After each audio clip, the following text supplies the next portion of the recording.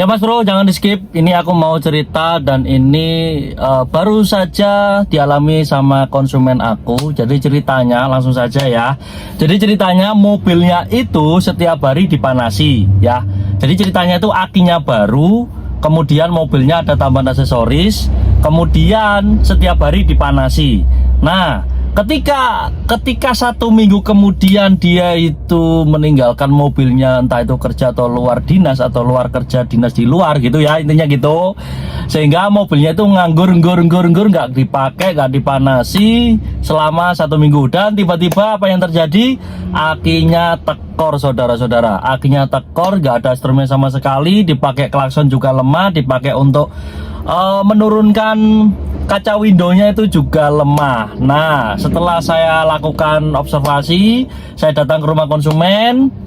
Kemudian berhubung akinya itu masih baru dan ada garansinya, kita garansi baru. Kemudian kita cek, ternyata dari mulai pengisian mobil aman, dari mulai starter mobil aman, ternyata yang bermasalah adalah kebocoran arus. Kebocoran arus itu ternyata ada konsleting pada mobilnya. Saya mengira itu konsleting pada aksesoris yang baru dipasang, entah itu dari audionya atau lampunya, kurang tahu ya. Tapi konsumen aku itu yakin kalau audionya yang bermasalah gitu Mas Bro ya. Itu yang menyebabkan aki konsumen aku itu habis total sehingga menyebabkan akinya tekor.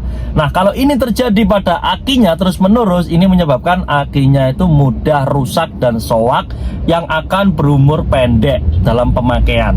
Jadi konsumen aku setelah saya edukasi, ternyata dia sudah menyadari, dan saya kasih juga bukti faktanya kalau ada percikan api di saat mau masang aki.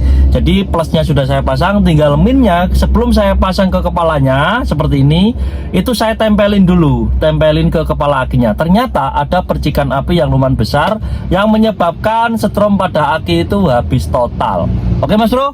Jadi buat kalian yang mengalami seperti ini, kalian harus tahu dulu nih ya, jangan menyalakan akinya.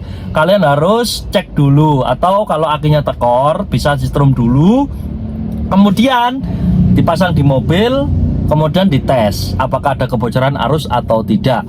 Tanda kebocoran arus itu kalau mobilnya nggak pernah dipakai sama sekali di dalam rumah, akinya baru, tiba-tiba strumnya habis total, itu biasanya terjadi kebocoran arus.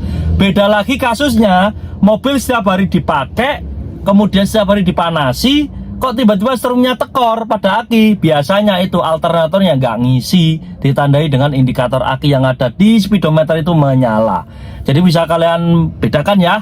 Jadi buat kalian yang mengalami seperti ini adalah pengalaman konsumen aku, dan semoga tidak terjadi pada kalian, dan informasi ini semoga bisa bermanfaat pada kalian kalau kalian mengalami hal yang sama seperti konsumen aku.